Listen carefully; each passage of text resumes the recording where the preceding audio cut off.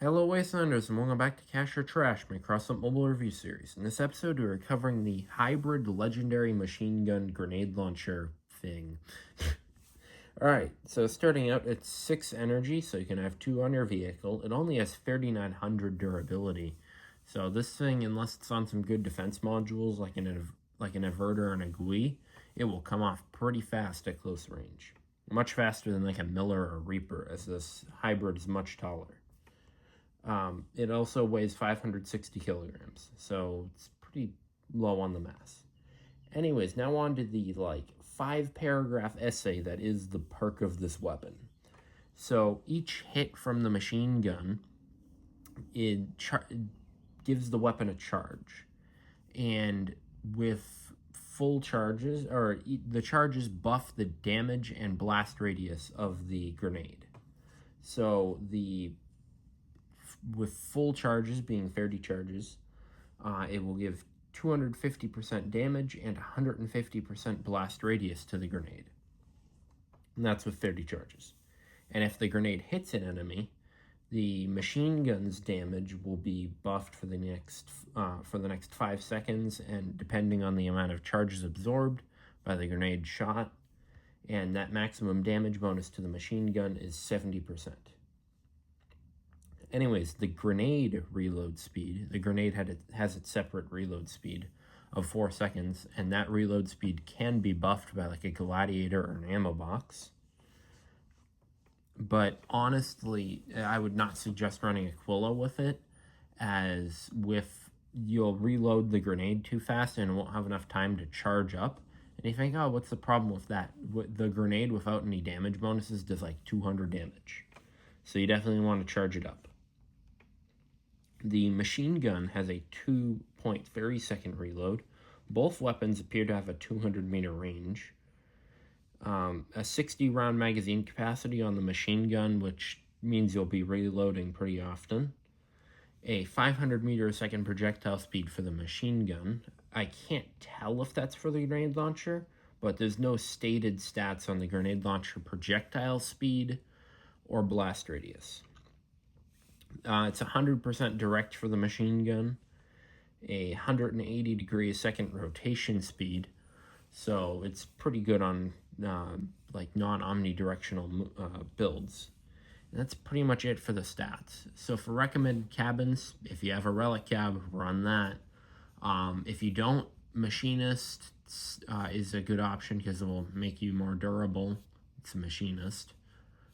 T-Card's a good option, as it will buff both the machine gun and grenade launcher damage output. And the Serrera would be a good choice because it's Serrera. High damage, high survivability, pull in the enemy. Like the benefits for Serrera, all of the above. Alright, let's get on to some gameplay.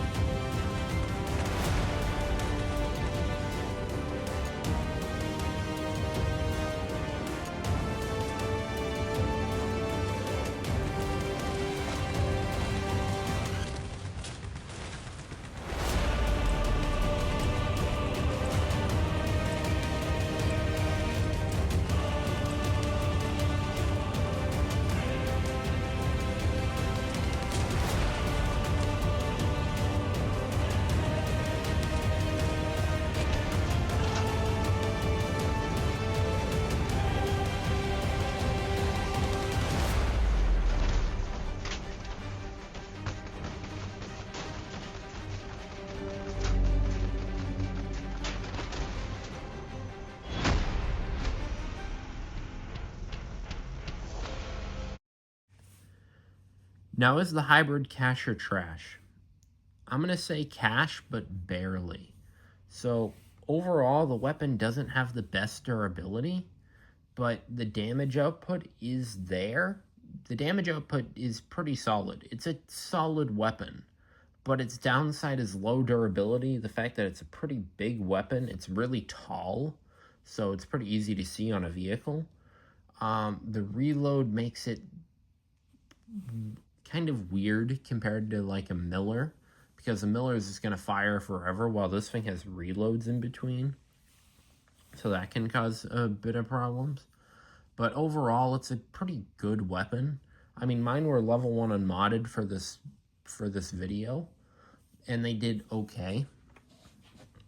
I mean, I've played with a lot of other weapons at level 1 unmodded do a lot better than this, but I'd say overall it's an okay weapon.